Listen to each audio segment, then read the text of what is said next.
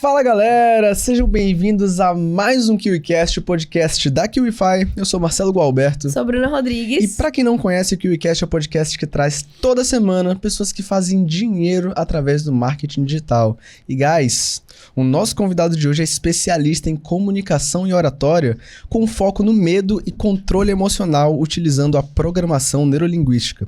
Com 14 anos no campo de apresentações e treinamentos comportamentais, ele criou seu próprio método focado em ajudar pessoas a perderem o medo de falar em público. Já foram mais de 12 mil alunos impactados e 7 milhões faturados apenas com o digital, e chegou a nossa hora de aprender com ele. Oh, yes! Chama ele pra cá, Bruninha. Que rufem os tambores, seja muito bem-vindo! Paulo Vinícius! Valeu, galera, obrigado. Pra quem fizer um comentário bem especial aí, bem legal, sobre os insights que absorveu ao longo do conteúdo, a minha equipe vai selecionar alguém bem bacana para poder receber uma mentoria. Olha, já começou como? Pé na porta. Pé na porta. Total. Vamos lá. E Paulo, pra gente continuar aí esse pé na porta aí que você deu já pra gente, você tem uma história toda de transições aí, né? Então você era publicitário, comediante, você se tornou especialista em comunicação e oratória. Como é que essas experiências anteriores que você teve profissionalmente te ajudaram a construir hoje a sua própria mentoria que você tem sobre comunicação e oratória? Bacana. Bom, durante bastante tempo eu atuo como publicitário. Eu me formei em comunicação, em publicidade. E durante um período, enquanto eu trabalhava, um amigo meu, num retiro de igreja, ele faz uma participação numa peça de teatro. E aí ele fala, cara, minha esposa participou, minha namorada participou, eu participei e vou procurar um curso de teatro para fazer. E aí eu sempre tive interesse, mas não era algo que fazia parte da minha vida, assim, não era algo que eu realmente iria buscar, talvez, por conta própria. E eu falei, cara, vai lá, se inscreve, me inscreve que eu vou fazer contigo. Durante esse percurso, durante esse período, ele sai do curso e eu continuo fazendo curso de teatro. Até hoje eu tenho um carinho e uma amizade com essa professora, a professora Cecília Vaz. E durante o curso, principalmente porque eu tinha uma vontade incontrolável de atrapalhar os meus colegas de aula, eles iam fazendo as esquetes e eu ia comentando, e eu ia... Enfim, isso é terrível para quem está concentrado, né? Mas era algo que eu não controlava. E o Porchat, na época, não era o Porchat de hoje, estava começando, talvez... Não começando a carreira, ele já tinha um posicionamento dentro da Rede Globo, mas ele tinha um projeto menor. E ele começou a montar um treinamento, um curso de stand-up comedy, o movimento era novo no Rio de Janeiro. E ela virou para mim, aquilo saiu no jornal, e ela virou para mim e falou assim, cara, por que você não para de atrapalhar minhas aulas e vai fazer esse curso aqui desse cara? E eu nem sabia o que era. Então ele fala, eu pergunto a ela, o que significa isso? O que é isso, stand-up comedy? Ela falou, cara, isso é um humor americano. Vem lá de fora, tá bombando em São Paulo já. Em São Paulo já devia ter uns 3 anos e tal, ou 4. E aí eu vou fazer esse curso com ele. Era um curso bem extenso, até para a época. Era um curso, se eu não estou enganado, de 4 sábados o dia inteiro. E ele tinha acabado de voltar dos Estados Unidos. Não existia o material que existe hoje no YouTube, nas redes sociais. E ele deu um curso muito denso, um curso muito com muito conteúdo. E a partir dali... eu me apaixonei pelo stand-up comedy. Inclusive, a minha primeira apresentação do teatro, quando eu terminei, uma das minhas cenas era o meu primeiro set de stand-up comedy. E dali foram 10 anos investindo pesado numa carreira de comediante. Só que eu misturei comédia com palestras, porque a vida do artista ela é muito dura, né? O artista ele demora para ganhar dinheiro, é algo que eu queria casar, minha mulher queria casar e tal, eu nem queria tanto, mas ela queria mais. Mas eu tinha essa meta, então você quer constituir uma família, muitas vezes você abre mão de uma área que é o amor para você fazer a grana.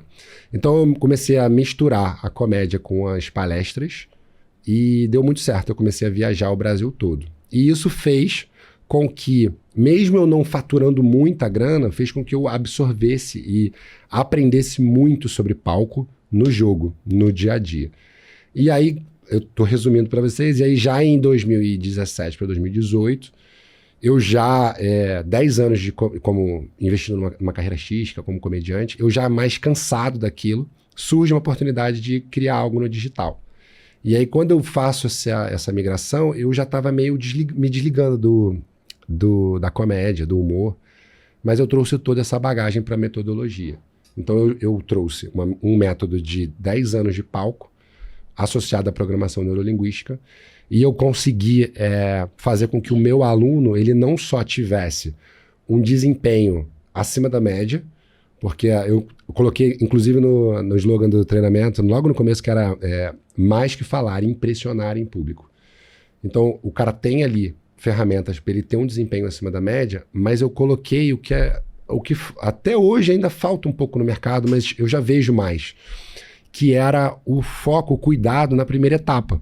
Porque não adianta, o Marcelo, a gente está falando de automobilismo, não adianta você dar uma Ferrari ou um carro Fórmula, como você estava ensinando a gente, na mão de um cara que nem tirou a carteira de motorista ainda. Uhum.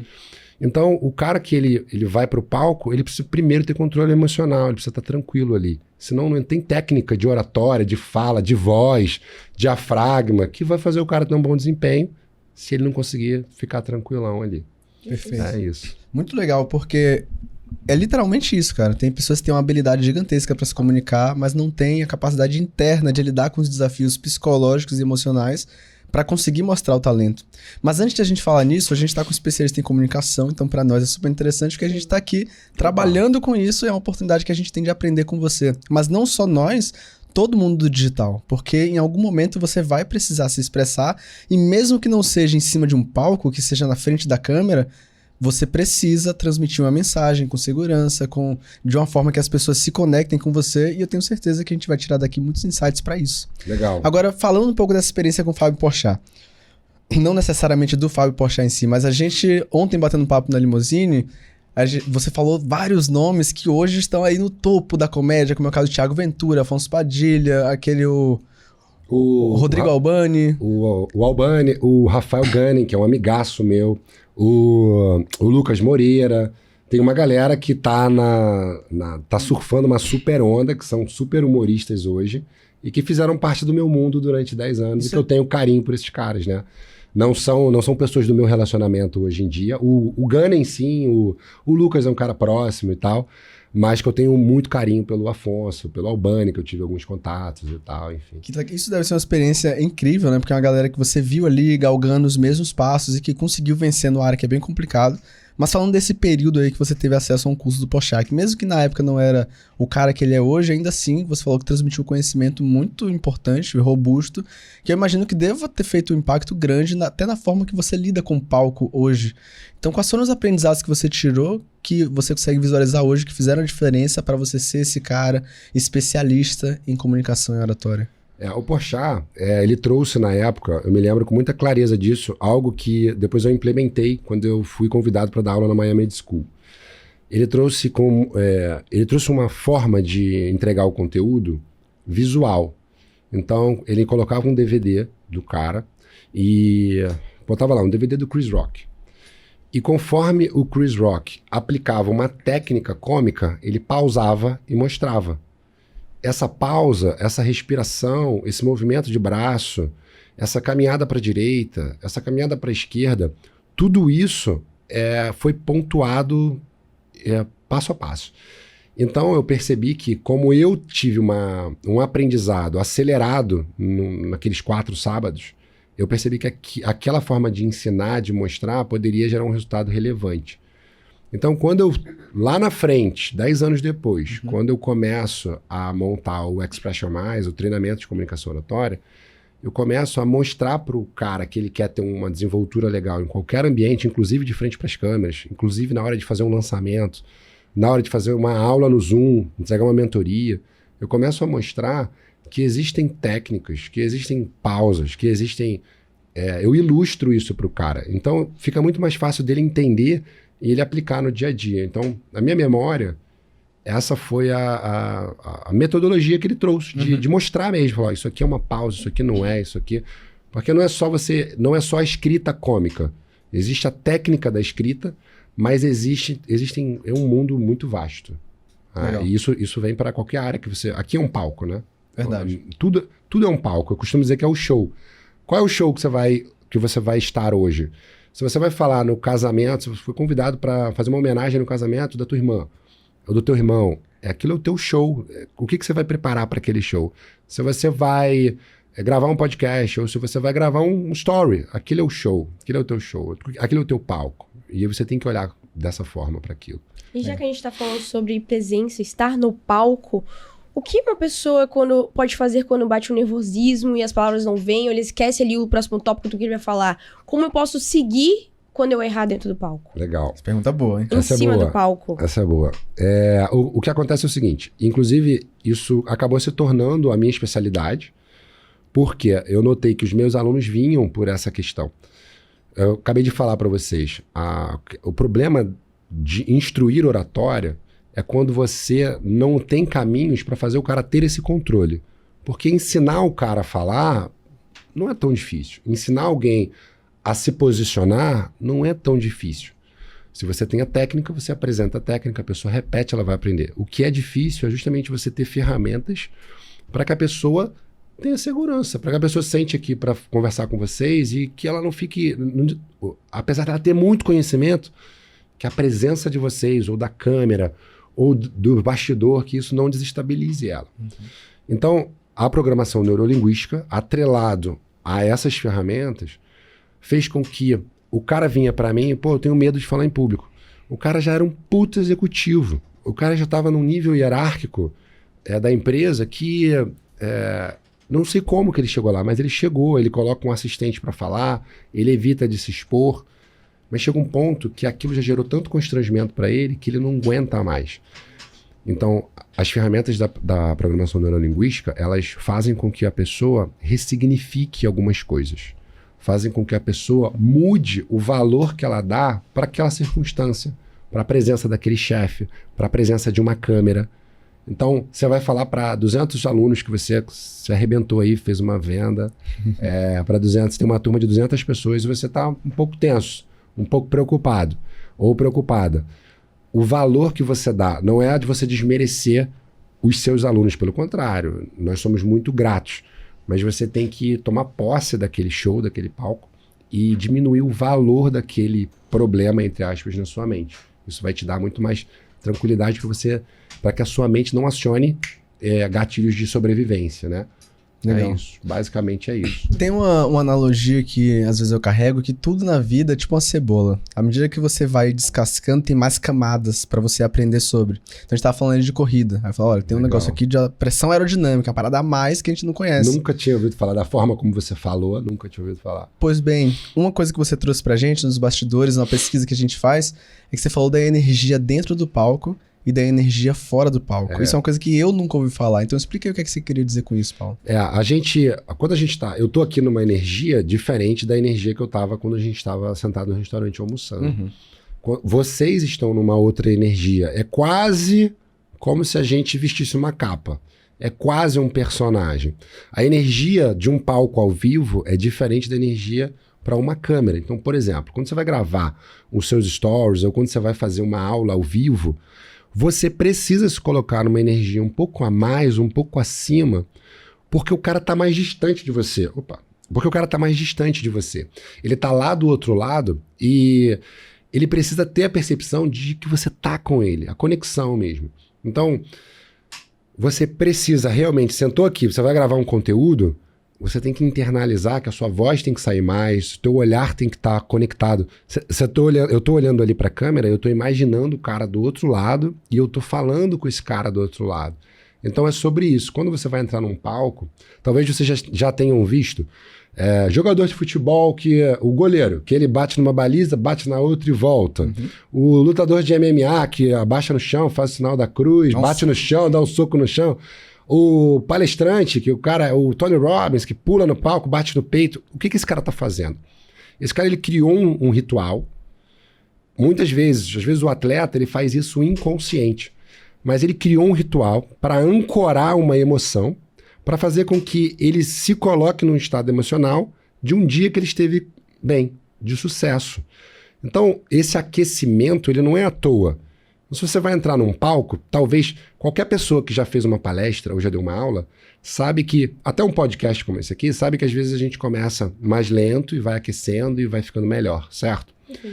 Existe uma possibilidade de você já começar como se fosse no meio. Se você mentalizar, internalizar, ou na linguagem que a gente usa na PNL, que é ancorar essa emoção, você já entra como se você estivesse no meio. Então você já entra com mais energia, você já entra com aquele impacto do meio, com aquele aquecimento do meio. É sobre isso, esse papo de energia. Entendi. Faz sentido. Eu fico me perguntando, como é que eu consigo pegar essa emoção de algum momento da minha vida, entendeu? E colocar aquilo naquele momento, naquela hora. Legal. Porque pra mim, pensar sobre isso talvez seja uma dificuldade, entende? Entendo, claro. O que acontece é o seguinte, todos nós já tivemos um super momento na vida, pelo menos um. Para começar, né? Vamos dizer assim, que você chegue para mim agora e fale assim, Paulo, cara, eu tô uma bad vibe aqui relevante, assim. Não tô me sentindo segura para os próximos eventos que eu vou fazer na empresa. Por onde eu começo? Então, o que eu vou fazer com você é, qual é o momento que você se lembra da tua vida em que você estava muito bem? Qual é o dia da tua vida que você arrebentou? Pode ter sido quando você tinha 15 anos e você na escola era mais popular da sala. Pode ser no dia do teu casamento, em que você, nossa, estava se sentindo muito especial. Foi no dia que você foi convidada para vir trabalhar na QIFI. No dia que você foi promovido. Qual foi o dia que você falou, caralho, meu irmão, eu tô foda, hoje eu tô bonito? É esse dia que você tem que trazer na tua memória. Aí o que a gente vai fazer? A gente vai fazer um trabalho de trazer para perto a emoção desse dia. De você reviver aquele dia, ressentir aquele dia. Se você criar uma forma de acessar esse dia com mais facilidade, a probabilidade de você ter um bom desempenho no que você for fazer, ancorando aquela emoção, ela aumenta. Se você se sai bem, você trouxe uma analogia aí, uma metáfora da cebola. Imagine a cebola recebendo as cascas de volta, ou uma bola de neve. Cada vez que você se sai bem fazendo alguma coisa, você vai fortalecendo uma crença. E essa crença, aí a gente tem crenças boas e crenças ruins, construtivas e destrutivas. Então você vai reforçando essas crenças e você vai se sentindo cada vez mais confiante. Na ancoragem, existe uma forma de você acessar um sentimento, uma emoção, às vezes por um toque. Então você pode adoecer e salvar uma pessoa fazendo uma ancoragem.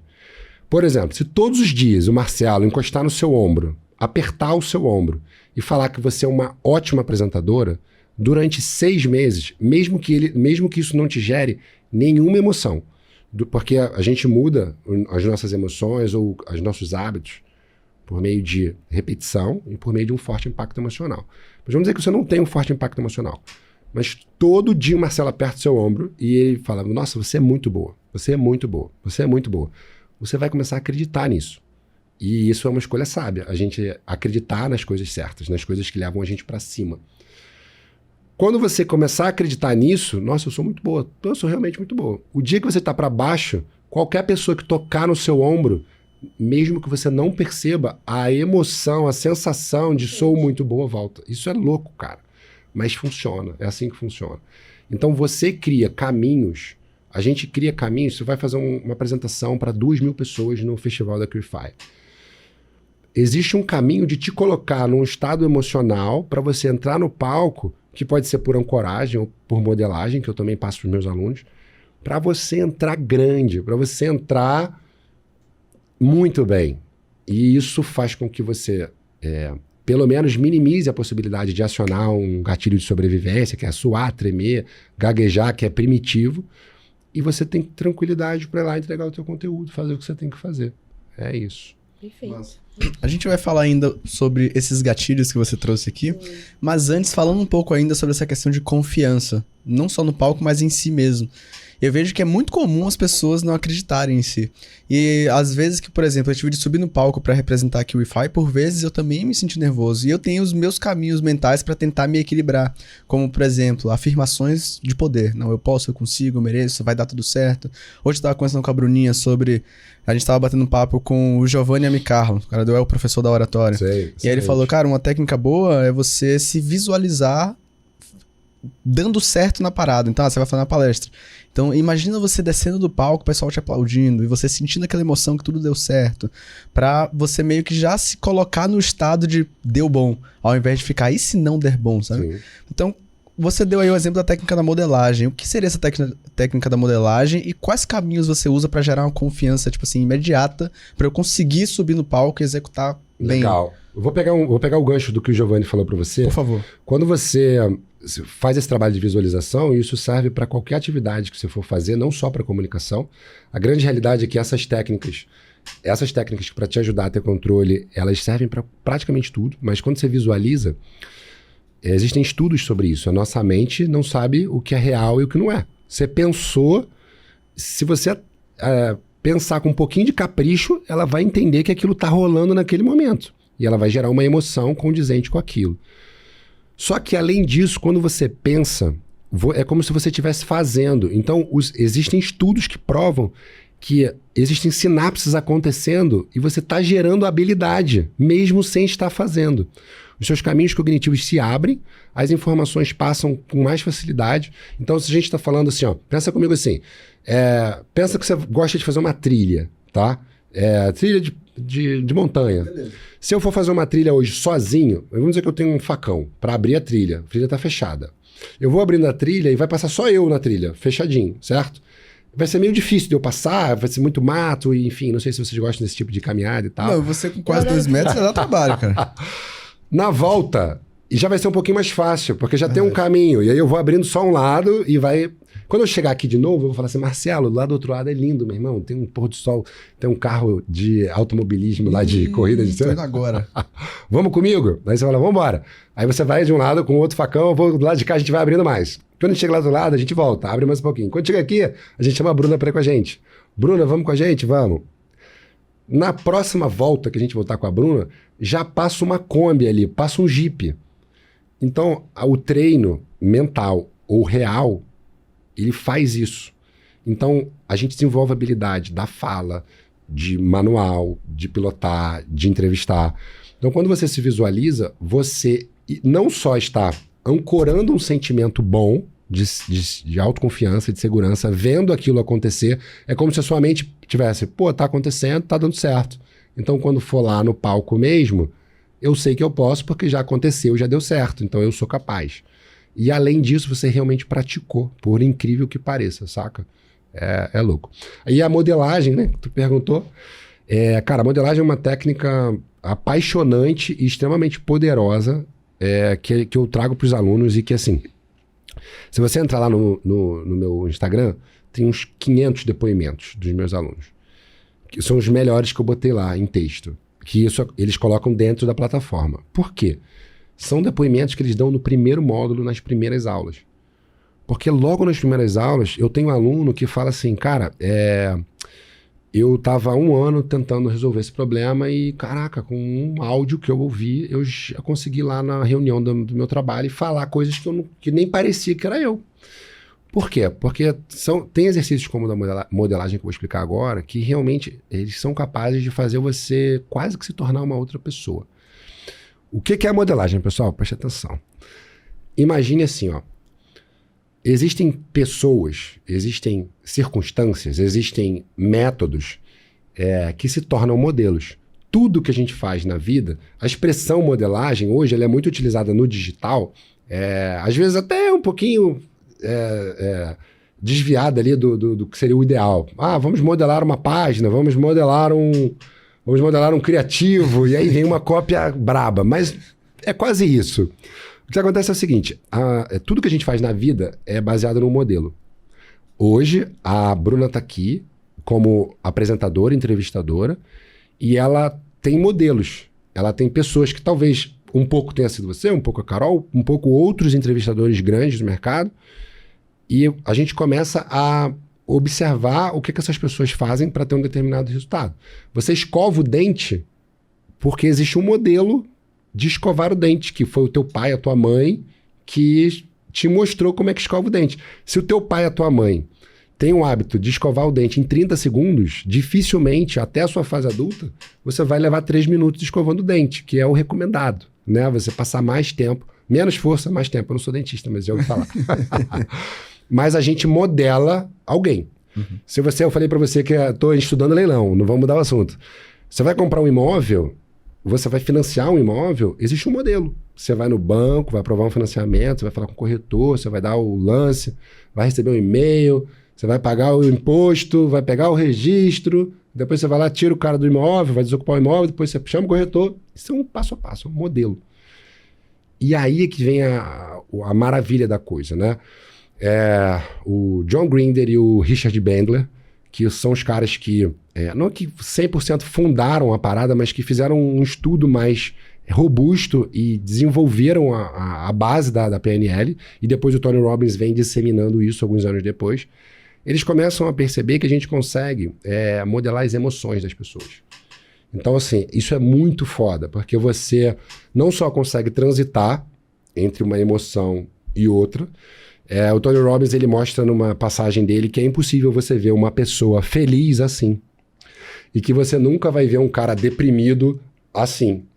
Porque existe um físico associado ao comportamento. E aí, o que é um modelo?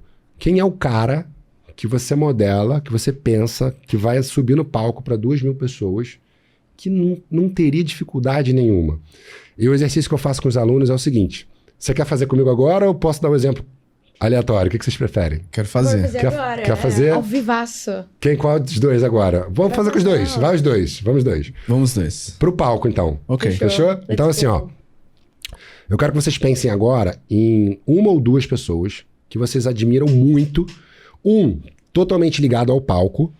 Alguém que você já viu se apresentar e que, meu irmão, esse cara não teria medo de subir no palco com 2.000 pessoas no festival da empresa. Ele pode ser o Barack Obama, ele pode ser um player do digital, ele pode ser um... Tá. O outro cara, eu quero que seja um cara mais aleatório, uma viagem um pouco maior. Por exemplo, você pode imaginar o Batman, a confiança do Batman, né? Eu gosto muito daquela passagem que o Peter pergunta, qual é o seu superpoder? Ele fala, eu sou rico, já viu isso? Então, qual é o player ou qual é o personagem, os personagens? Estão pensando aí? Que você olha e fala, pô, esse cara ia subir lá, ia falar, meu irmão, isso não ia fazer diferença pra esse cara, né? Ele ia falar, as pessoas respeitam, as pessoas veem a autoridade, beleza, é esse cara. Pensou? Agora, se você tiver acesso, ótimo, você vai mandar um WhatsApp pra esse cara. Se você não tiver, você vai fazer aqui agora comigo. Você vai fechar o olho. Se não quiser fechar o olho, tá tranquilo. Fecha o olho aí, Bruna. Então, pensa o seguinte, você tá na frente desse cara, respira bem fundo, e imagine que você vai pedir a ele a eles para te ajudarem com 10 dicas para que você tenha o mesmo desempenho deles. Vai visualizando o que eles estão falando, né? Talvez eles estejam falando para você ensaiar um pouco mais. Talvez eles estejam falando que você pode, para você não se preocupar tanto, não se cobrar tanto. O que ele está falando para você, esses caras? Ou ele está falando para você caprichar no figurino? Ele está falando para você... O que ele está falando? Ou ela? O que essas pessoas estão falando para você? Eu tô tomando a mentoria aqui. Tô na mentoria. Beleza. Aí, quando acabar, pode abrir o olho. Tranquilo. Aí aqui, o que a gente faz? Foi? O que a gente faz? Tem um exercício que eu vou fazer com vocês de uma forma bem breve, pra gente não fazer um tempão, mas que o ideal é você fazer ao vivaço. Ok. Que dá um resultado muito relevante. Você fecha o olho de novo aí, Pessoal, preste atenção, se vocês fizerem isso, vocês vão arrebentar no pitch na hora de abrir o carrinho, beleza? Fecha o olho de novo. Agora, imagine, tá? Geralmente no treinamento, a gente faz um trabalho de transe um pouco maior, mas aqui a gente vai direto. Imagine que o seu corpo começa a se aproximar da pessoa que você escolheu como modelo, beleza? Seu corpo está flutuando em direção a essa pessoa. Enquanto isso, você percebe a forma como ela anda, a forma como ela respira, a forma como ela cumprimenta as pessoas, o respeito das pessoas para com ela, a forma como ela entra no palco, as pausas que ela dá. Você consegue observar isso. Enquanto isso, o teu corpo vai flutuando para cima dessa pessoa. Agora, o teu corpo se funde com o corpo dela. E ela e você são a mesma pessoa. Então, é você, é a sua essência, mas com todas as habilidades que ela tem naquela área. Agora, é você e ela juntos. Você fala como ela, você respira como ela, você olha como ela. As pessoas respeitam você exatamente como ela é respeitada. Agora se veja entrando no palco, se veja falando com as pessoas, se veja como as pessoas olham para você com a mesma admiração dela. E perceba que agora tem uma fumaça saindo do teu corpo e a pessoa indo embora, só que ela deixou as habilidades com você. Beleza? Agora abram os olhos, como é que vocês se sentem. Caramba. Forte. Subir no palco agora, cara. Poderosos. Tô pronto. Oh, yes. Só que esse exercício a gente faz ele com muito mais tempo. A gente faz um trabalho mais longo. Primeiro eu faço um trabalho de transe maior, que é para a pessoa se envolver e entrar de verdade, tirar ela dos problemas. E o maneiro disso é no dia você pegar você fazer em casa. Você pode fazer sozinho isso. Fecha a porta do teu quarto. Você quer treinar o teu pitch, você quer treinar uma entrega no Zoom, fecha a porta, liga a câmera e se imagina fazendo aquilo de verdade, como se fosse aquela pessoa. Brinca de ser aquela pessoa. Você vai adquirir um movimento, uma forma de olhar que você vai mudar. Você não vai se tornar essa pessoa, vai ser você com a mesma segurança dela. Eu não sei, a Bruna, eu não sei a idade da Bruna, nem vou perguntar, mas eu lembro que a minha irmã, ela curtia a Xuxa. Era a artista da época dela, Xuxa e Angélica. Essa geração, tem uma geração mais nova, talvez nem saiba quem é a Xuxa. Quando ela brincava de ser a Xuxa, ela não brincava de ser a Xuxa, ela era a Xuxa. Quando eu brincava de ser o Superman, eu não brincava de ser o Superman. Eu era o Superman. Meu pai tinha medo que eu pulasse da varanda, porque ele tinha medo que eu realmente achasse que eu ia voar. E eu achava que eu ia voar. Então, o que é isso? Quando nós somos crianças, é muito mais fácil de a gente modelar as pessoas e a gente sente aquilo. Quando você brinca, talvez você em algum momento, dirigindo, pilotando, você nem tenha percebido, mas você se sentiu um grande piloto. Mano, olha... Eu uso o leão por causa de um piloto, que é o Max Verstappen, que ele tem uma mentalidade, todas que eu vou correr, eu falo, cara, se eu conseguir estar no estado mental dele, eu vou estar mais sólido na corrida. Fato. É isso. Então você brinca de ser a pessoa. Só que na fase adulta, a gente vai deixando essas coisas de lado, mas são coisas extremamente poderosas. Então você imagine você subir num palco para falar no digital, com a segurança de um Wendel Carvalho. Ou de um Érico Rocha, que é um cara que, meu irmão, que fala para grandes públicos do digital, ou outros players grandes, né? Então você consegue entrar com aquele estado emocional fazendo esse trabalho de modelagem. Então, primeiro eu passo tudo isso para o meu aluno e depois eu vou falar de comunicação, de tom de voz, de posicionamento, que tudo isso importa, mas assim, o importante é o cara estar lá e conseguir entregar o conteúdo dele, é o que vale, né? Fantástico. Antes de a gente ir para a próxima pergunta, você que está aí assistindo, você entendeu o poder do conteúdo que foi compartilhado aqui com você agora?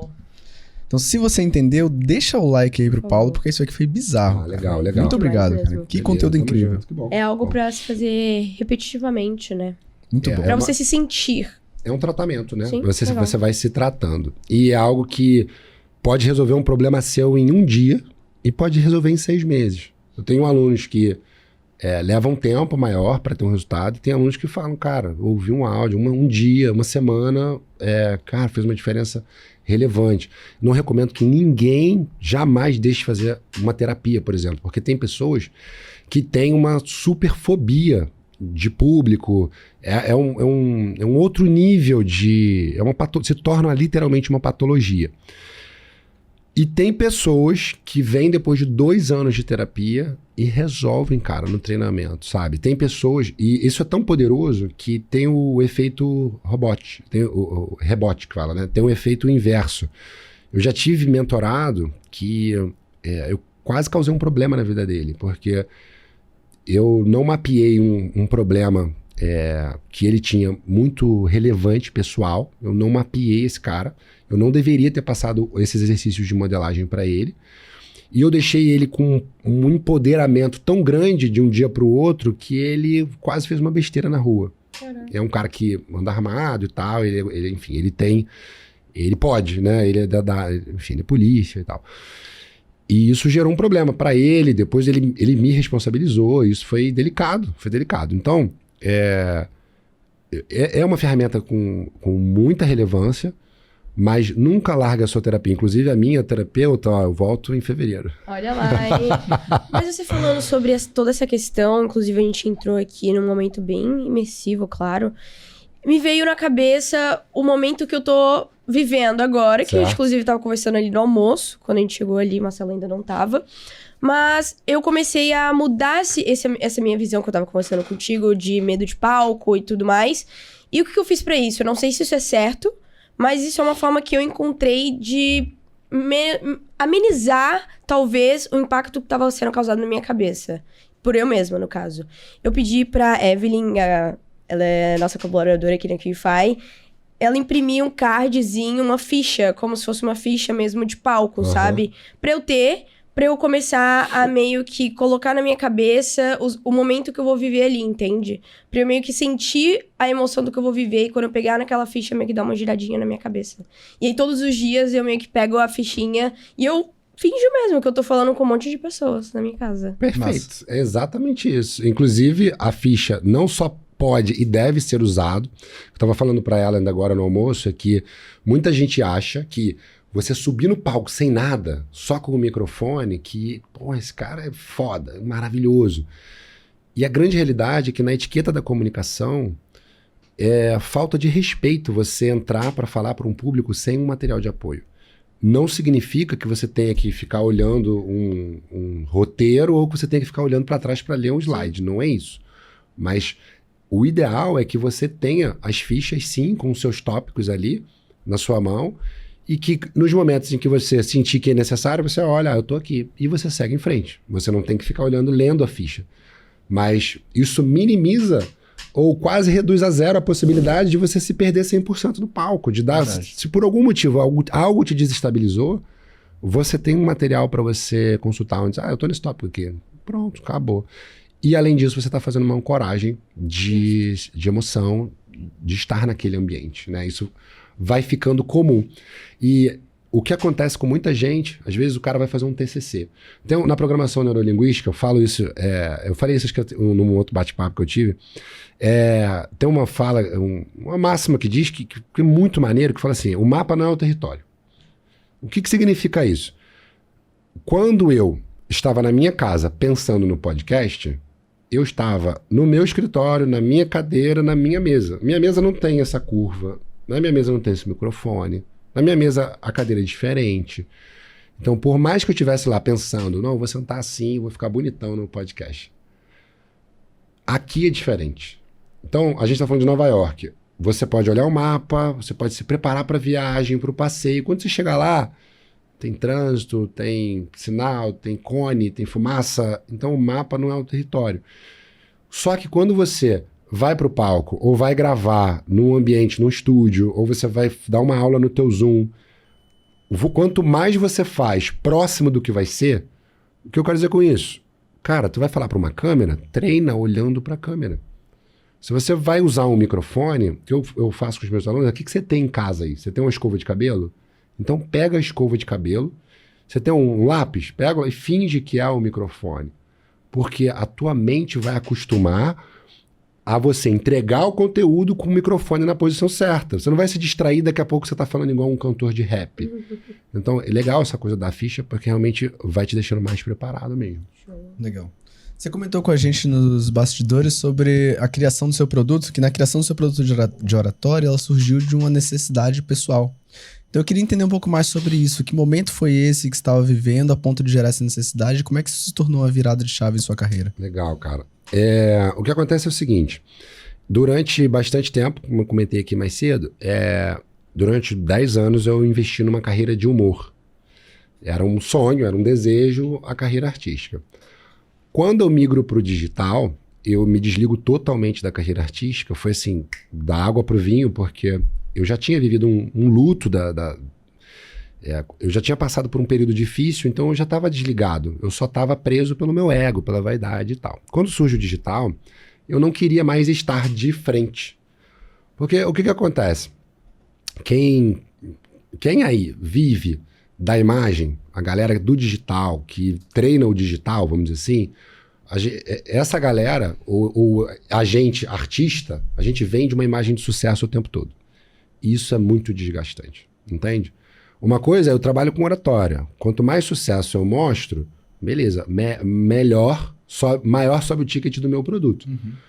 Mas eu não preciso mostrar super sucesso o tempo todo, eu preciso mostrar técnica.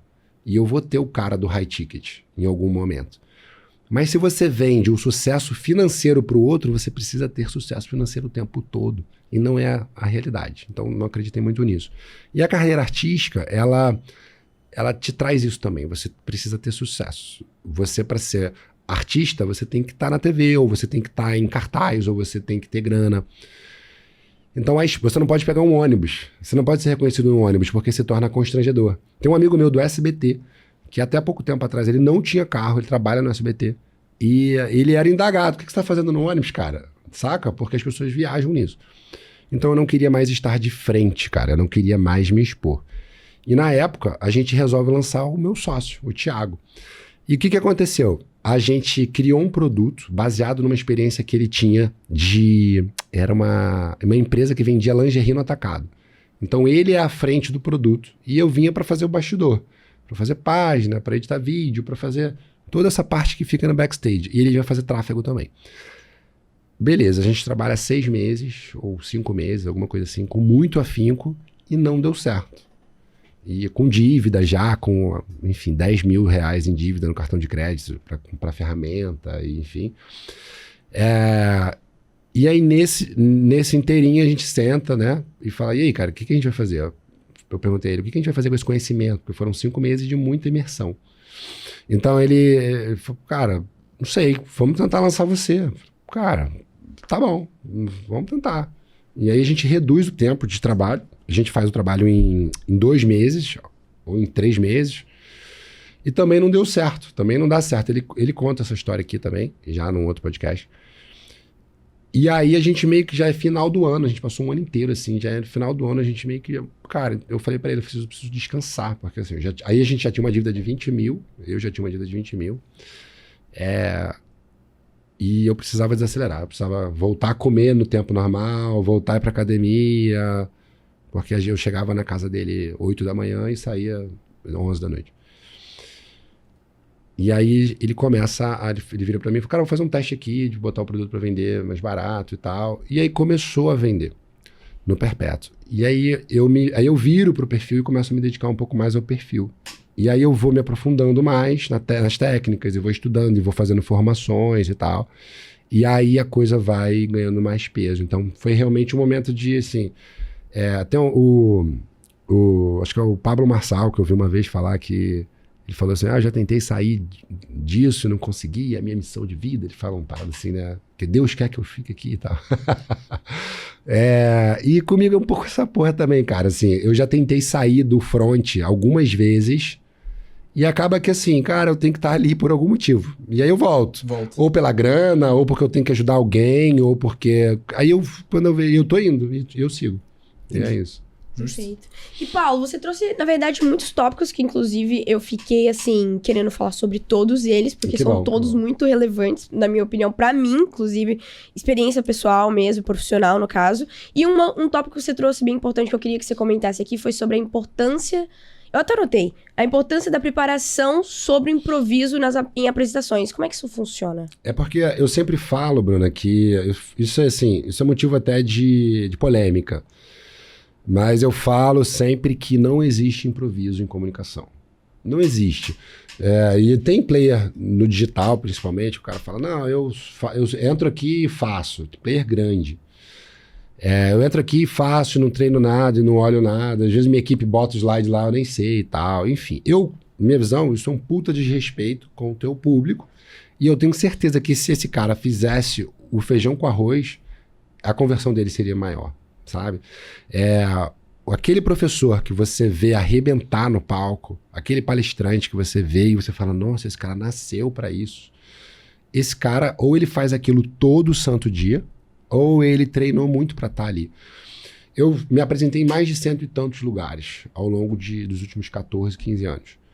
Mas às vezes o intervalo de uma apresentação e outra era muito grande. Às vezes eu ficava 2 meses sem fazer uma apresentação longa, de 1 hora. Então, quando eu ia fazer a apresentação longa, eu treinava a minha 1 hora. É muito raro eu fazer uma imersão de 10 horas. O meu conteúdo pode chegar a 20 horas de imersão. Quando eu vou fazer 10 horas, eu treino as 10 horas antes de fazer. Por quê? Para aquilo ficar vivo, para eu abrir meus caminhos cognitivos, para aquela habilidade voltar, para a forma de eu falar voltar. Porque a gente engessa, você engessa. As palavras faltam. Então, você precisa treinar, você precisa ensaiar. Às vezes o cara, ele chega, tem um compromisso. Cara, eu preciso melhorar lá o meu pitch de vendas, ou eu vou apresentar um TCC. E aí ele se surpreende quando eu falo, beleza, vamos preparar o conteúdo. Preparamos o conteúdo? É isso aqui? Aí eu arrumo com o cara. Às vezes o cara chega com 90 slides. Você falou que você tinha 12 slides, não é isso que você falou? Eram 12 slides. 12. O cara não precisa mais de 12. Eu ensino um método lá que é o seguinte, não sei se você viu isso em algum lugar semelhante, mas eu ensino se você falar 5 minutos por slide, já deu 1 hora. Sacou? 5 minutos, vai dar 1 hora. E você não precisa de texto no teu slide. Você só precisa de imagem ou, no máximo, um tópico. Então o cara chega pra mim lá, quando ele mostra a apresentação lá, diz essa galera do direito, cara, 90 slides, 60, não, porque a lei, eu tenho que mostrar a lei, não tem que mostrar a lei. Você mostra o número e diz que vai mandar a lei por e-mail, se alguém quiser, você vai discorrer. Só que para você discorrer com essa tranquilidade, você tem que treinar, tem que ensaiar. Aí o cara, ele ensaia, repete. Aí ele vai ajustando aquilo que a gente estava conversando, começa a ter uns insights, caraca, esse slide aqui vai ficar melhor aqui. Caramba, e se eu apontar para lá, na hora que eu falar isso vai dar muito bom. Aí ele vai ajustando. Aí quando ele tá pronto, faz o trabalho, chega na hora, nem ele se reconhece. Porque ele fala, meu irmão, parecia que era outra pessoa. Não parecia que era eu. Mas por quê? Porque escorre, né? Vai.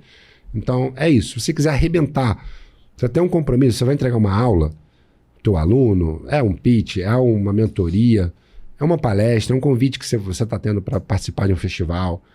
Cara, o respeito àquelas pessoas é você repetir aquilo, é você ensaiar. Tem uma coisa que eu costumo dizer também, que é a seguinte, não sei se vocês já pararam para pensar isso. Os atores de Hollywood e os atores da Globo, eles não são pagos para gravar. Eles são pagos para ensaiar. Não sei se vocês têm essa ideia, mas quanto custa ou custou um episódio do Game of Thrones? Tem uma ideia da HBO? Não Existe um dado de que alguns episódios chegaram a custar $15 milhões. Nossa. Um único episódio, $15 milhões. Na época de ouro da Globo, eu tinha uma informação de que um episódio da Globo, de novela das 9, que é a mais bem produzida e tal, chegava a custar R$1 milhão, um episódio. Então, o ator, ele não tem o direito de errar toda hora. Ele pode errar, ele é falho e tal. Então, às vezes, o cara, ele é um ótimo ator, mas ele não está sendo profissional. Às vezes você vê o cara some, o cara vai para a geladeira por conta disso. Tempo, não só tempo é dinheiro, mas tempo é vida. A única coisa que você nunca vai poder devolver para alguém é o tempo dela. Sacou? Você pode pagar 10 milhões para ela, mas o tempo você nunca vai devolver. Então, quando você ensaia e treina para fazer um bom trabalho, você está respeitando aquelas pessoas que estão ali para te ouvir. Sacou? Perfeito. Verdade, faz sentido, cara. Agora, voltando um pouco para a parte das emoções, que eu acho que a gente pode falar de técnica de oratório o que for, mas o fundamento é interno. Existem técnicas específicas para controlar as emoções uma vez que você tá lidando com o palco, com a câmera, para segurar essa ansiedade que costuma aparecer nesse momento, a hora da verdade? Legal. Vou trazer alguns pontos aqui para todo mundo, para quem está assistindo, para você que está aí desse lado. Para que você aplique não só no seu controle, para você ficar mais tranquilo, porque tem gente que fica nervoso às vezes no Zoom, né? A pessoa tá numa mentoria, a pessoa não pergunta na mentoria, ou só manda o chat porque fica com o coração acelerado e tal. Então, o primeiro ponto é qual é o valor que aquilo tem na sua mente. Porque é lógico que tudo que a gente se envolve, de alguma forma, tem valor na nossa vida. Isso aqui, para mim, é muito importante. É um ambiente muito importante profissionalmente. Mas eu não posso deixar que eu coloque isso num patamar de valor na minha mente que me desestabilize, a ponto da minha mente interpretar que qualquer erro aqui acabou a minha vida. A gente estava conversando, eu passei para ela uma técnica de mentalidade no almoço, que é o quê? Qual é o teu medo? O seu. que tá aí desse lado, qual é o seu medo? É o medo de pedir um aumento pro teu chefe? Vamos dizer que você não tá no digital. Você tá, qual é o teu medo? É o medo de fazer um pitch e não vender nada? É o medo de... Qual é o medo que as pessoas possam... Qual é o seu medo? Agora eu quero que você pense o seguinte. Se acontecer o pior, né? A Bruna, a gente tá falando sobre subir no palco. Falar para 2.000 pessoas ou mais. E não ter um bom desempenho. Eu esqueci o que ia falar. O que de pior vai te acontecer? O que de o máximo pior vai te acontecer se você subir no palco e esquecer o que você ia falar e você fala, gente, tô completamente perdido. Eu vou sair, se der, daqui a pouco eu volto. Bruna, entra aqui, por favor, me dá uma ajuda. Aí a Bruna entra, você pede uma salva, você sai. O que de pior vai te acontecer? O que você acha que vai te acontecer? Vai sangrar? Vai arder? Cara... Não vai, né? Não vai. Bruna, qual a conclusão que a gente chegou? Que não vai acontecer nada. Não vai acontecer nada, cara. Você acha que você vai ser demitido porque você cometeu um erro no palco, depois de tantos anos aqui fazendo um trabalho maravilhoso? Você acha que se você, errou para 2.000 pessoas, você vai ser demitido por causa disso? Não vai. E vamos dizer que você seja. Ah, foi. E daí, meu irmão? O que vai mudar na sua vida, literalmente? De importante. Porque quando a gente sai da importância que a gente dá para as coisas, a gente começa a perceber que, sua família vai continuar bem, você vai continuar, você vai se recolocar profissionalmente. Então, o medo que as pessoas têm... pessoal, o Marcelo não quer ir embora daqui Finance. É só um exemplo. Mas o ponto você vai perceber que nada vai te acontecer de pior, de horrível. E quando você começa a entender, sua mente começa a entender isso, você começa a fazer com que essas circunstâncias não acionem o seu instinto de sobrevivência, que é suar, tremer, gaguejar, que é correr dali, que o instinto de sobrevivência faz com que você ou queira atacar ou fugir.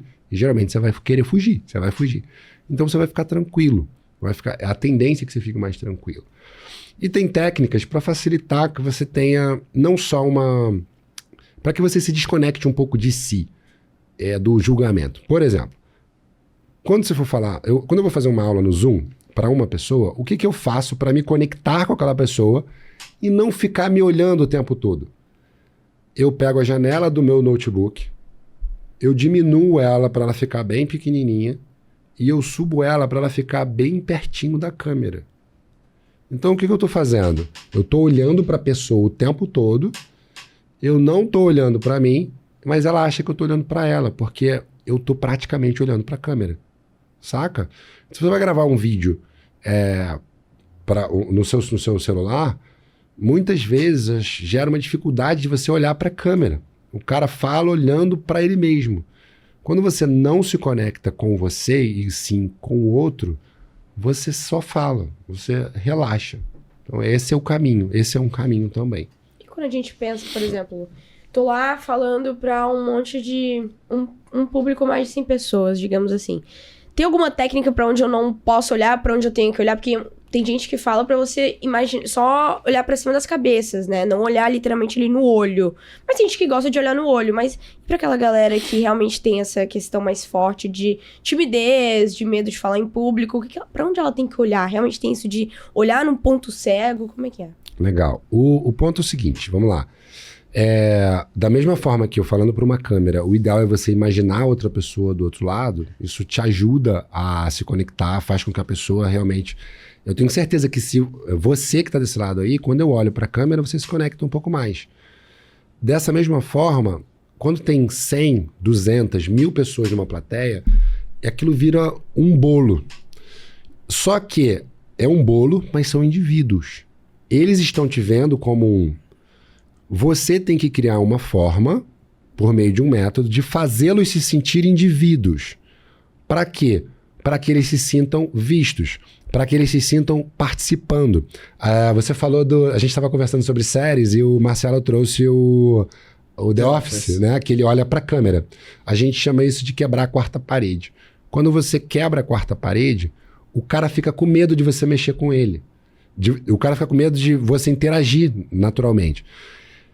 Quando você vai numa peça de teatro e ninguém olha para a plateia, é como se você na plateia não existisse. É uma cena acontecendo, mas você não existe. Quando o cara fala com você, vocês estão juntos. Então, num ambiente como esse, o que a gente faz?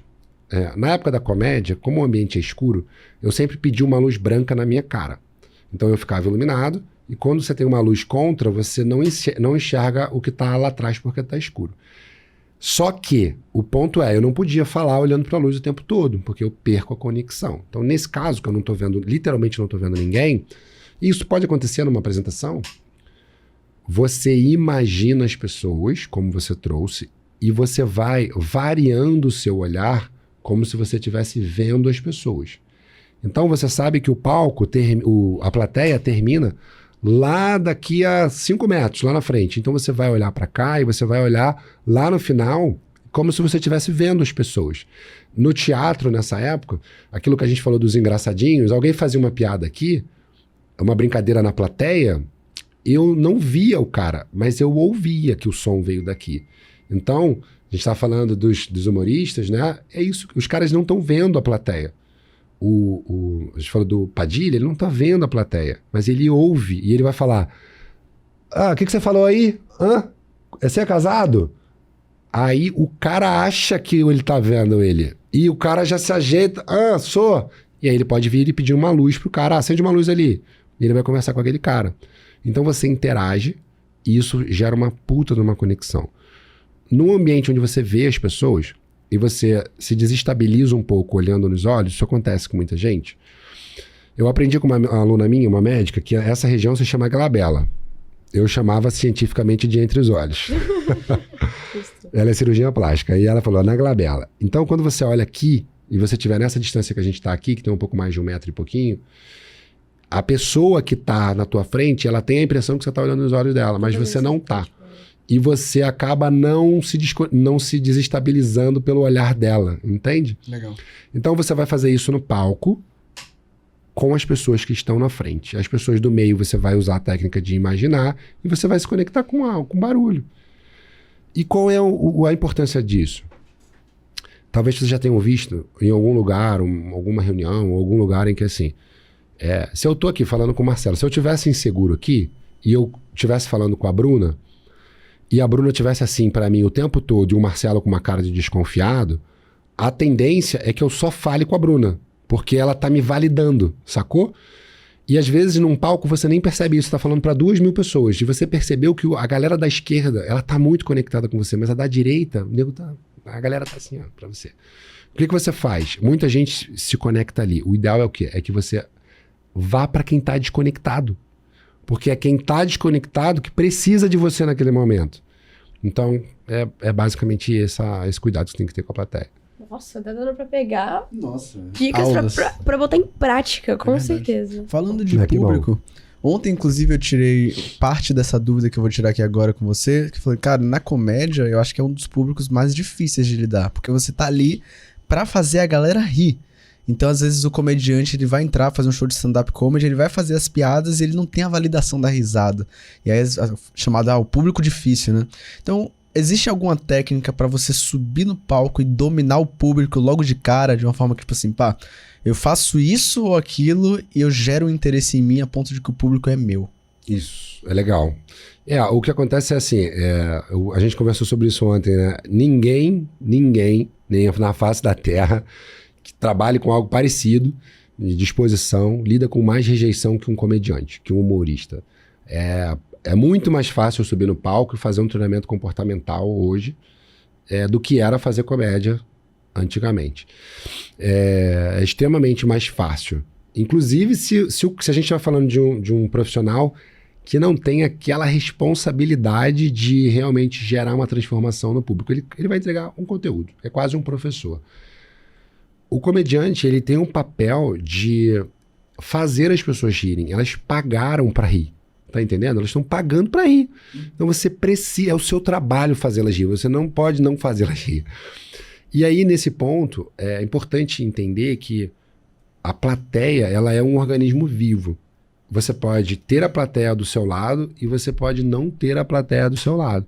Se você não tem a plateia do seu lado, se você gera uma impressão que causa uma repúdia ou que faz as pessoas sentirem uma antipatia em relação a você, você pode ser, como a gente falou, o Chris Rock.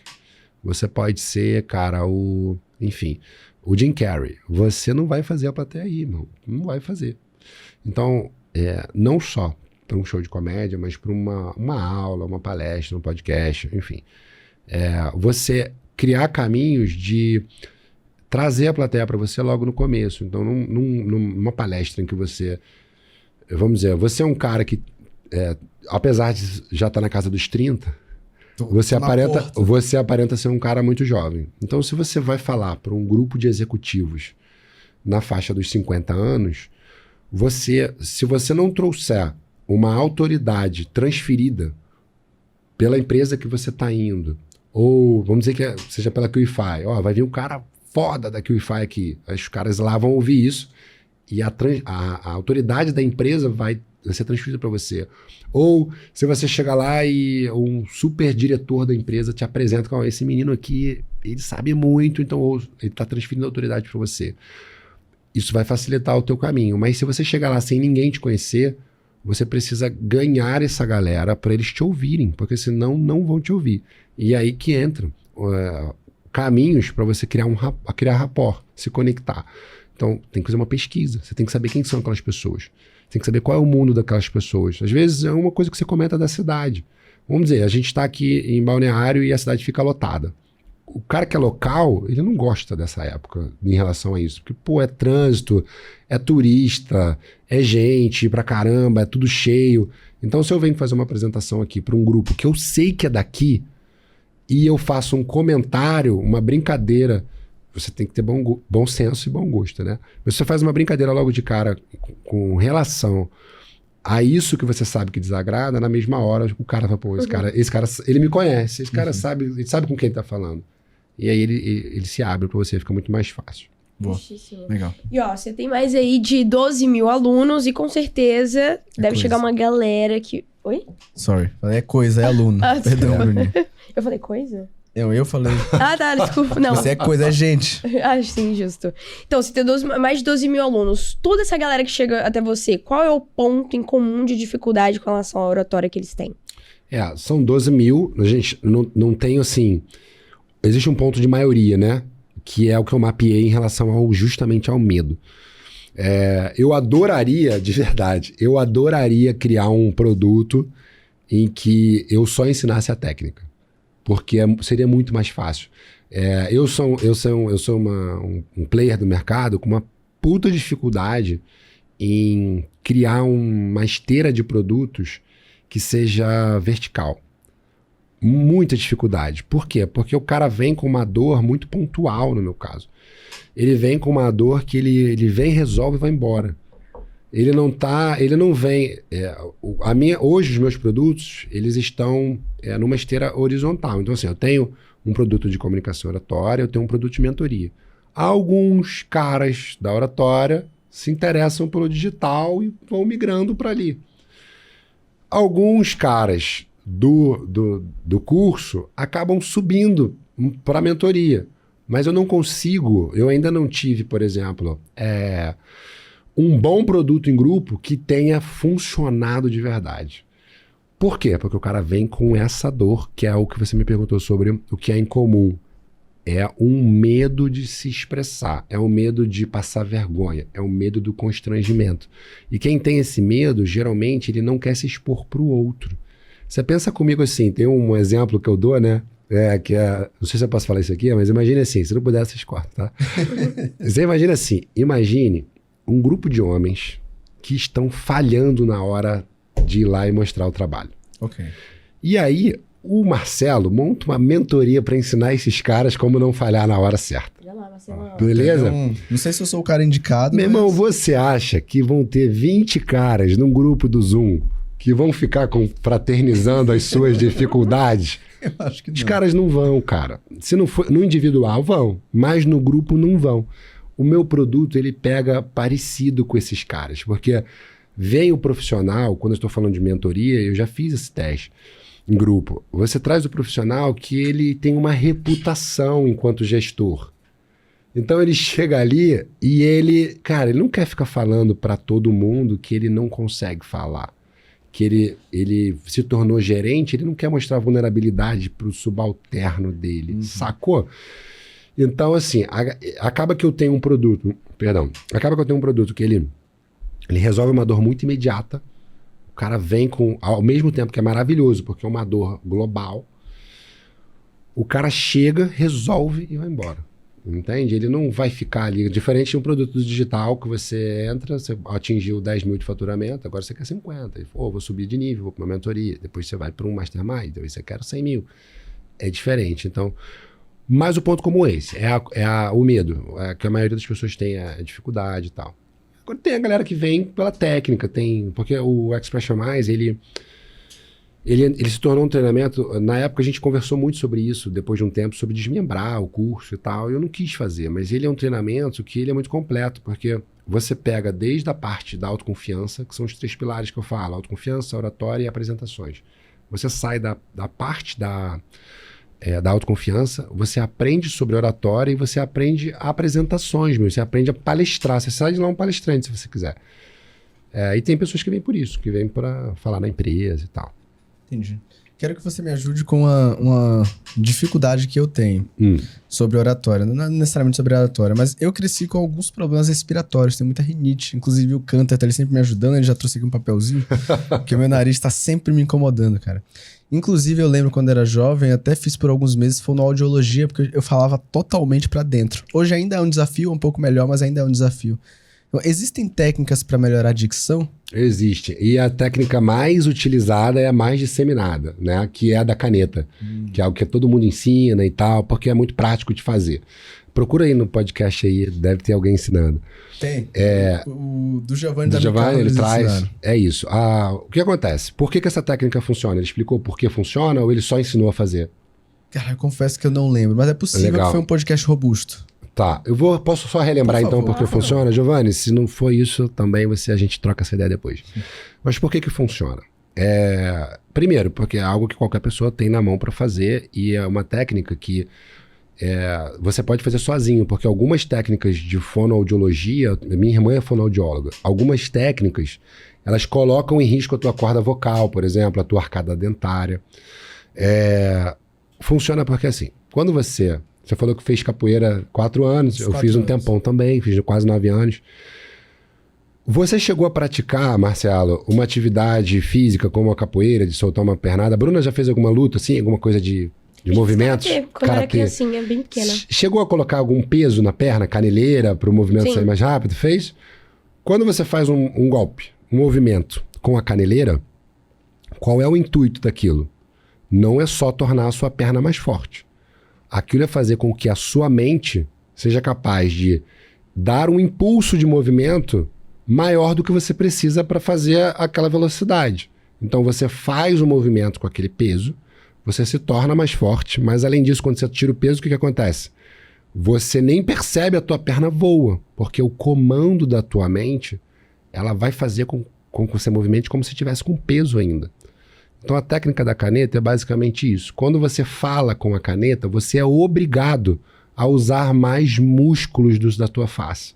Você é obrigado a movimentar mais a tua boca. Então se você sempre fizer a técnica da caneta, ela não só vai te ajudar num momento de aquecimento, mas ela vai realmente te ajudar na dicção.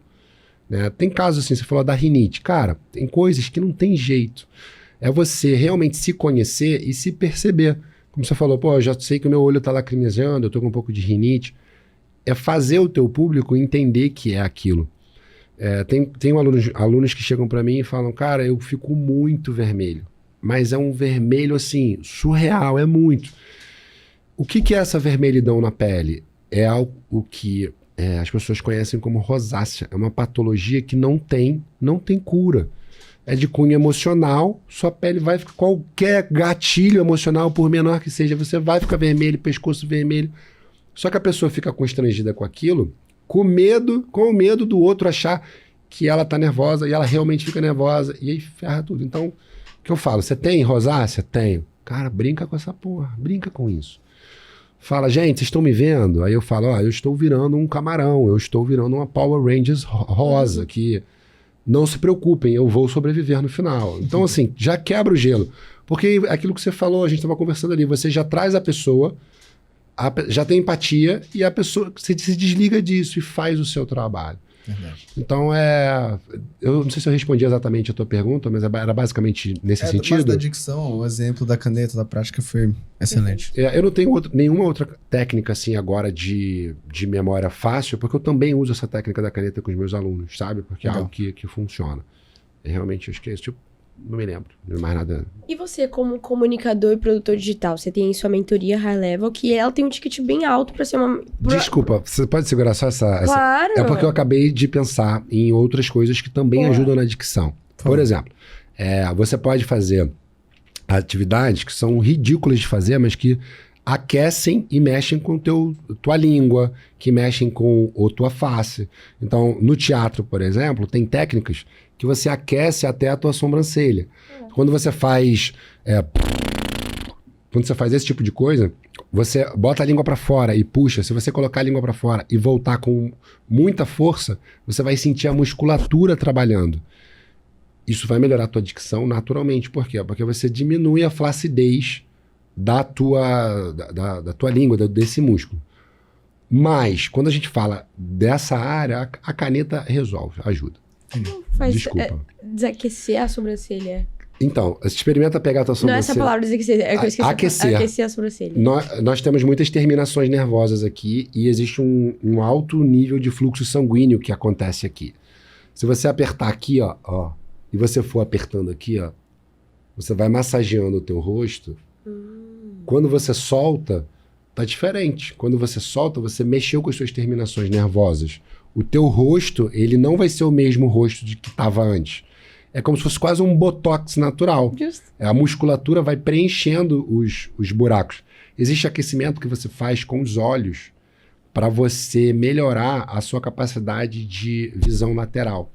Não sei se vocês sabem, mas, por exemplo, as mulheres elas já têm uma visão lateralizada maior do que os homens. Você sabia disso? Eu não sabia. É a famosa visão periférica? Visão periférica. Perfeito. A expressão correta é essa. Então, se você... Às vezes, a menina tá de lado assim, aí você tá dando aquela olhada na menina assim, ela tá te vendo. Sacou? A gente não. A gente precisa treinar um pouco mais. Agora, se você...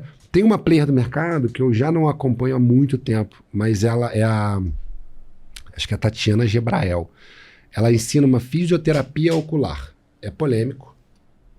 Para mim funciona, tá?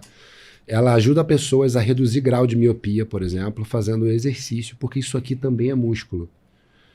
Então, assim, o aquecimento antes de um evento, cara, ele é como um todo. Se você fizer bem, fizer tudo... Eu fiz um treinamento, um curso de teatro um pouco mais profundo e tal, que era um teatro mais físico. Cara, era 1h30 só de aquecimento.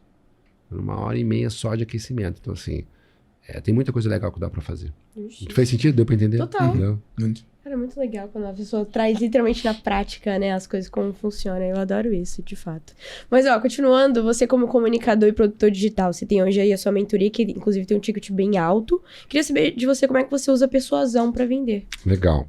Então, existem várias formas da gente usar a comunicação para vender, mas eu vou, antes até, se você me permitir, eu vou falar sobre como que eu cheguei nesse ticket tão alto, que vai um pouco no sentido contrário do que o mercado caminha hoje. Não que o que o mercado faz hoje não funcione, pelo contrário, funciona muito. Mas porque também é uma possibilidade. O que se prega hoje no mercado, que é a tendência que está todo mundo fazendo que bomba, é você começar por um produto high ticket, né? Um produto já um pouco mais caro, porque você já tem uma demanda reprimida e existe uma técnica que você aplica ali, tem uns scripts, você manda para uma base que você já tem, as pessoas, enfim, e você já começa a vender suas mentorias, depois você põe um social selling ali e vai embora. Mas como que eu cheguei, no meu caso, como que eu cheguei nesse ticket quando eu não fazia essa estratégia? Eu cheguei justamente fazendo o que o mercado não quer que você faça. Eu cheguei a cobrar o meu ticket de mentoria 9 mil ou 27 mil, dependendo do projeto, porque eu não precisava vender a mentoria.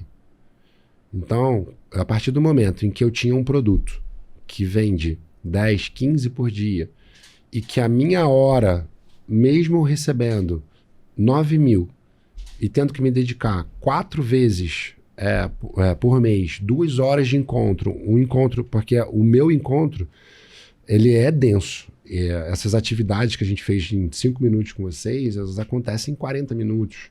e depois tem mais 1 hora de conteúdo. Então, assim, eles são encontros muito densos na mentoria.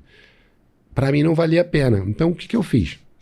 Como o meu produto, que era o meu front-end da época, vamos dizer assim, já gerava uma demanda muito grande e gerava um volume financeiro relevante, eu não queria vender a mentoria.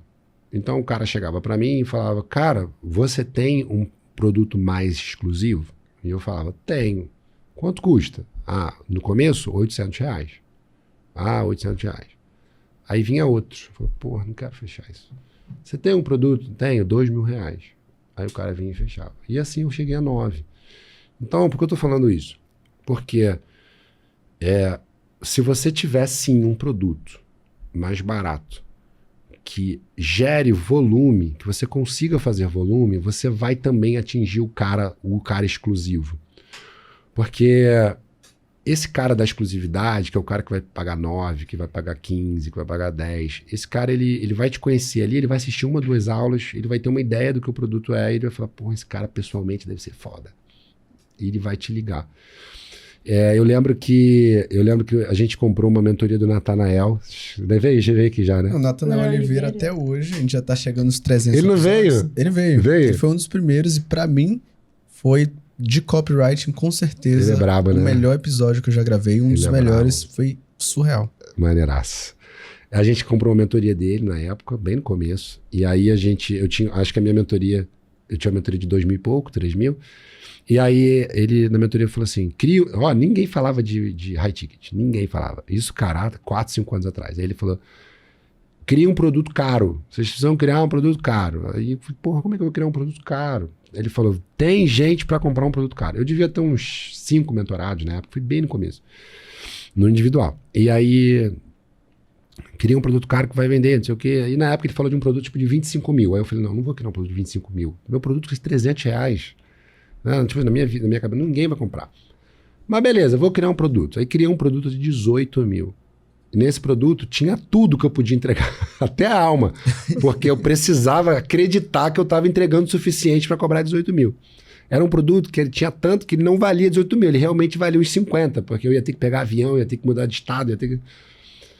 E aí eu botei nos meus stories lá. Eu falei, pessoal, eu tô abrindo um projeto novo, uma mentoria. E eu juro por Deus que uma das minhas alunas chegou e falou, eu quero. Aí eu falei, caraca, meu irmão, esse negócio funciona. Então, assim, você vai percebendo que existe o cliente certo para o produto certo, para a ocasião certa. Eu vejo as pessoas falando muito sobre essa coisa do posicionamento hoje e realmente isso está funcionando. Eu não sei por quanto tempo vai funcionar, de você mudar o teu posicionamento, mudar a forma como você fala, mudar o que você veste, mudar o que você mostra. Isso faz muito sentido. Mas o ponto é que todo mundo tem clientes que se adequam a todos os tipos de produto que você tem. Se aquela entrega não te matar, não tem problema de você ter um produto baratinho e um produto mais caro. Então, basicamente, foi assim que a gente chegou nesses tickets mais altos e tal. E aí a gente atende o cara que é fodão numa empresa, que é dono de uma empresa, tem capital aberto, e só tem ele mais 2 de acionista. É esse nível, assim. Tem um jogador de futebol, atendi o Ricardo Oliveira, foi legal pra caramba, uma experiência. E é isso, e aí essas pessoas vão chegando e a gente vai ajudando. Justo. Eu imagino que para fazer uma apresentação, ou para, por exemplo, fazer um pitch de vendas ou conseguir vender um produto desses, tem de ter um nível de persuasão alto. Não é só falar, tem de ter um nível de persuasão alto. Então, quais são as técnicas de persuasão que você usa para conseguir, por exemplo, fechar uma venda tão cara como essa? Bacana. Eu ia falar até de uma coisa aqui, eu vou voltar um pouquinho, pode? Por favor. Tem uma técnica também que você pode usar na PNL para o cara de vendas. O cara que você atua na venda no dia a dia, e você pode usar isso também para fazer uma venda de um produto high ticket, por exemplo. Mas isso é legal que você coloque em tudo nos seus projetos. Que é o quê? O básico da venda é você entender que venda é sobre o outro, certo? Quando a gente começa a conversar sobre vendas ou estudar, a primeira coisa, a venda é sobre o outro. Então, o cara do banco te liga, o gerente, ele fala, compra aqui um título para me ajudar a bater minha meta. Aí você compra porque você não quer ser amolado mais, você compra. Mas o ponto é que se ele te perguntasse se você precisa de alguma coisa e te mostrasse os produtos, talvez você precisasse, sabe? Como já aconteceu comigo. Então, quando você começa a entender que é sobre a meta do outro, não a sua, você começa a se interessar pelo outro e você vai usar uma técnica de fazer perguntas. Fazendo perguntas, você vai mais a fundo, naturalmente, você vai saber. A partir do momento que eu te faço algumas perguntas, eu já sei que você se interessa por automobilismo, eu sei que você ainda não tem filhos. Então, a gente estava falando lá fora sobre filhos. Poxa, se eu sei que o Marcelo tem um filho, eu posso virar para ele e falar para ele, cara, se eu trabalho com coisas de criança, posso virar para ele, cara, você sabia que 90% das crianças, quando são recém-nascidas, elas têm muita dificuldade de andar de carro, porque a maioria das cadeiras são muito duras? Essa cadeira aqui que eu tenho, ela é uma cadeira que ela tem um acolchoado diferenciado, então geralmente as crianças acabam tendo uma viagem um pouco mais longa. O que eu estou fazendo? No elevator pitch, uma expressão do mercado corporativo, eu estou me apresentando, eu estou mostrando para você uma dor em comum que talvez você tenha e existe no mercado, e aí eu vou mostrar o que as pessoas sentem, como que você sente, como que a sua emoção é a mesma emoção da maioria das pessoas que têm filhos dessa idade e que tem essa dificuldade, no caso. Já tem crianças que dormem direto. Mas qual é o ponto aqui? É que quando você vai fazendo perguntas, se você aplicar essa técnica que eu vou dar agora, preste atenção, isso vai mudar o teu jogo. Todos nós somos, de algum modo, visuais, auditivos ou sinestésicos. Se você conseguir mapear o que aquela pessoa que está na sua frente tem como percepção de vida, você consegue trazê-la, persuadi-la de uma forma mais orgânica ou de uma forma mais natural. Então vamos dizer o seguinte, como que eu sei que uma pessoa ela é visual? Geralmente uma pessoa visual, quando ela está contando uma história, ela olha para cima, seja para a direita ou para a esquerda. A pessoa visual, ela usa palavras visuais. Ela vai falar assim, nossa, você viu a cor daquela McLaren que a gente viu agora? Nossa, você viu a roda daquela McLaren? A pessoa auditiva, se o Marcelo é um cara auditivo, ele vai falar, você tem que ouvir o estrondo desse motor. Só que você consegue isso perguntando para as pessoas. Quanto mais você pergunta, mais a pessoa fala e conta. Quanto mais ela conta, mais você percebe o que ela fala e mais você mapeia o olhar daquela pessoa. E quanto mais você mapeia, mais recursos você tem para usar as ferramentas que vá fazer com que ela se engaje no que você está falando. Existem casais que se separam por não compreenderem simplesmente a percepção do parceiro. Quando você começa um relacionamento, você casa ou você começa a namorar, por insegurança, você investe em todas as percepções.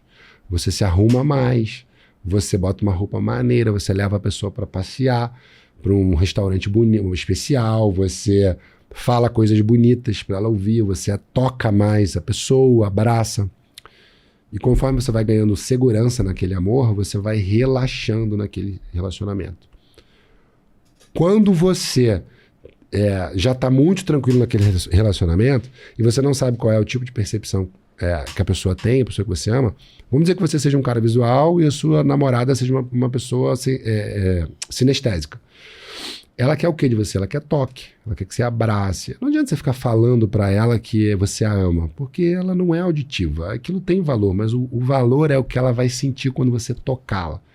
Mas como você é visual, você acredita que se você tá bonitão é o que importa. Você tá, entendeu? Tá com uma cueca nova é o que importa. E ela não tá nem aí, cara, porque ela quer toque. E ela a mesma coisa. Se você é visual e ela não se arruma, não se cuida, mas ela te toca, você fala, pô, eu adoro quando você me toca, mas eu adoro ver você linda. Então os casais, às vezes, se desentendem ao longo da vida por causa disso. E isso é a venda. Isso funciona no relacionamento com o teu funcionário, com o teu colega de trabalho. Então essa é uma técnica.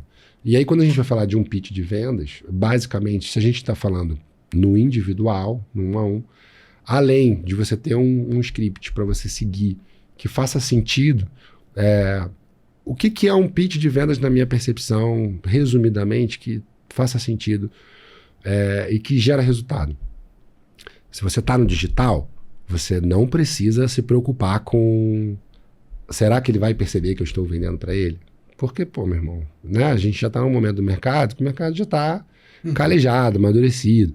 Eu tenho visto player, de um ano e meio para cá, alguns players falam, tipo, olha, separa aí o R$2.000 porque eu vou abrir o carrinho e beleza, e vende. Principalmente se o cara é grande, o cara tem demanda e tal, vai funcionar.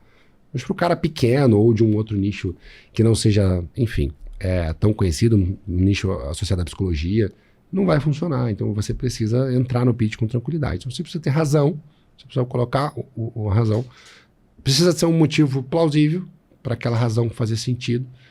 E aí você precisa ancorar o teu produto. Como é que você vai ancorar, né? É o pitch básico que você pega ali com o Érico Rocha, com o Jeff Walker. Faz uma ancoragem no teu produto e ele não precisa botar 10 entregas para o teu produto parecer barato, sabe? É sobre você.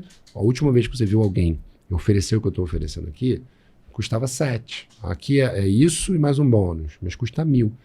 R$1.000 não é pouco, R$1.000 é muito dinheiro, R$1.000 não é 100. Mas o cara vai entender como pouco porque você está fazendo uma ancoragem. E aí você usar ali um gatilho de urgência, de escassez, é basicamente sobre isso. Eu não tenho nenhuma... eu não vou trazer aqui, porque cada projeto é um projeto, você tem que entender com quem você está falando, né?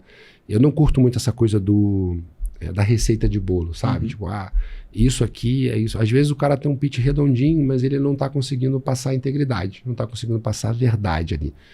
A pessoa confiar. Não vai vender. Pode ser o melhor receita de bolo do mundo. Sim. E existe algum livro que você pode recomendar aí pra gente que mudou a sua vida, a sua percepção de vida, te ajudou a melhorar em todos os sentidos possíveis, inclusive no digital? Eu não trouxe nenhum livro para vocês de oratória, porque tem muito livro de oratória. Assim, se você botar lá não são livros que eu olho, os que eu conheço, que eu olhei e falei, nossa, isso aqui mudou, foi bom pra caramba, mudou a profundidade do meu conhecimento. Talvez seja mais interessante você fazer um curso com um cara legal do que ler um livro de comunicação e oratória.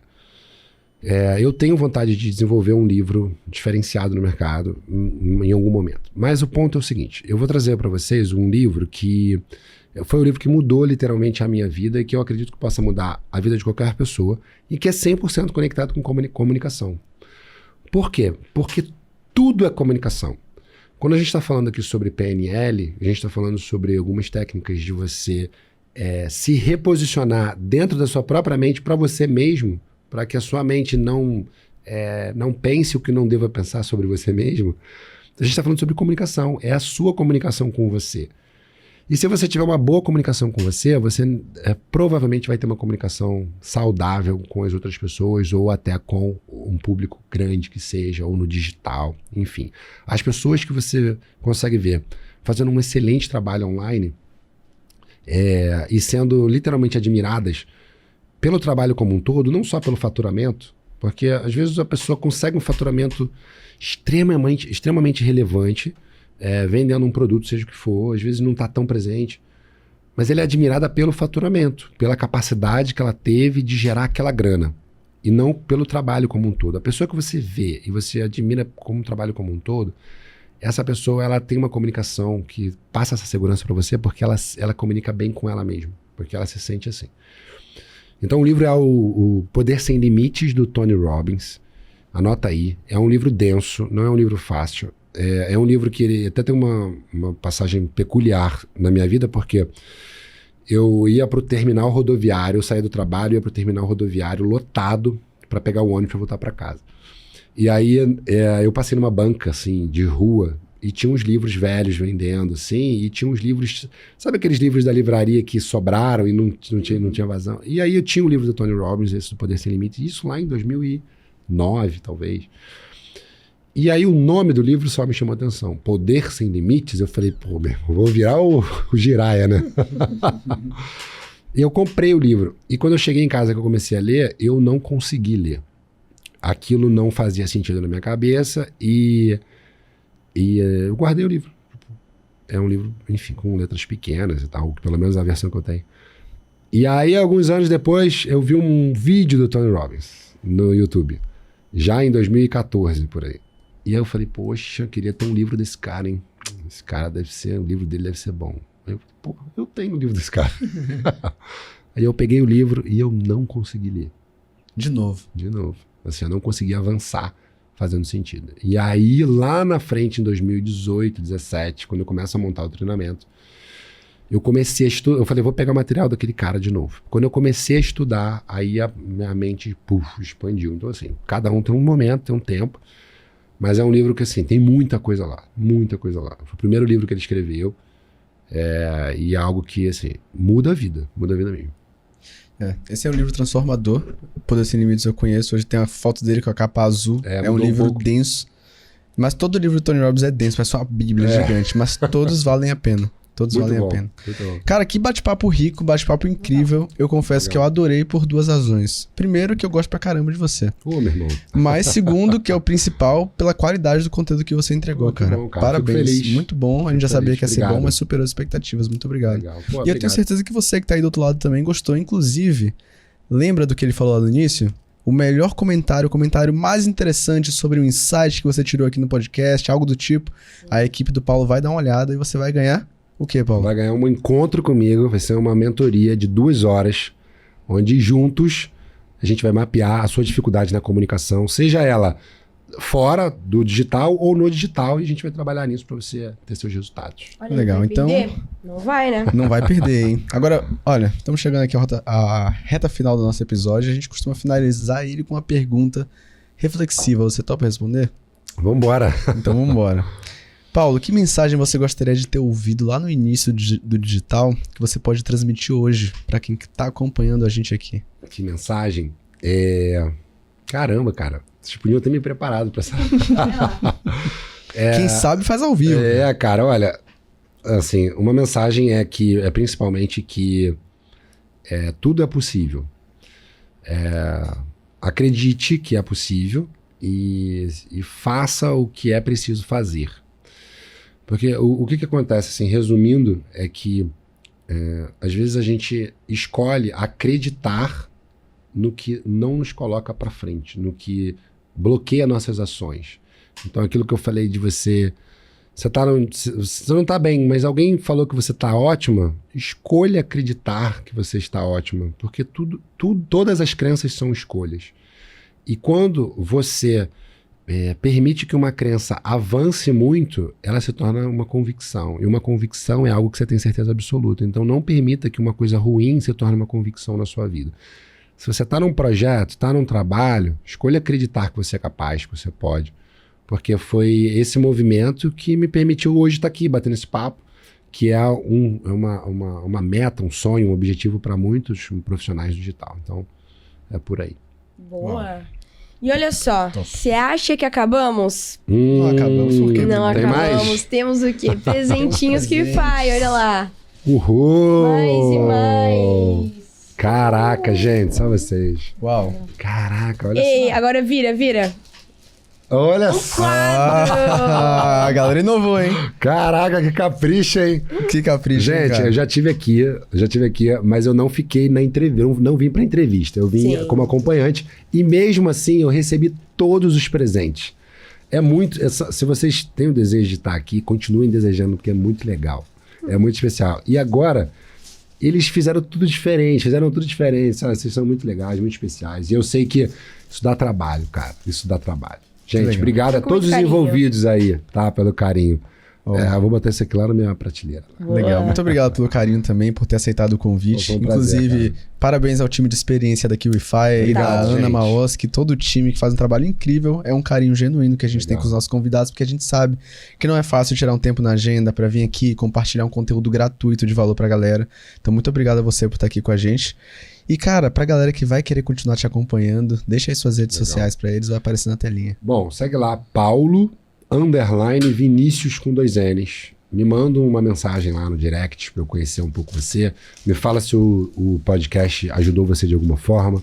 E me conta qual foi o insight, o que realmente foi relevante para você. Show. Perfeito. E Bruninha, pra quem ficou aqui com a gente até o final, o que eles têm que fazer? Lovers que ficaram aqui até o final, que eu tenho certeza que vocês ficaram, já deixa aquele super like, comenta aqui os insights maravilhosos que você teve e pegou com o Paulo, comentou, então agora você se inscreve no nosso canal e ativa o sininho pra você não ficar de fora de nenhum novo episódio que sair do KiCast, hein? E aquele ponto bem importante que você já sabe. Marcelo, aonde a gente se vê? Eu te vejo no próximo KiwiCast. É um compromisso, hein? Até lá. Tchau, tchau. Valeu.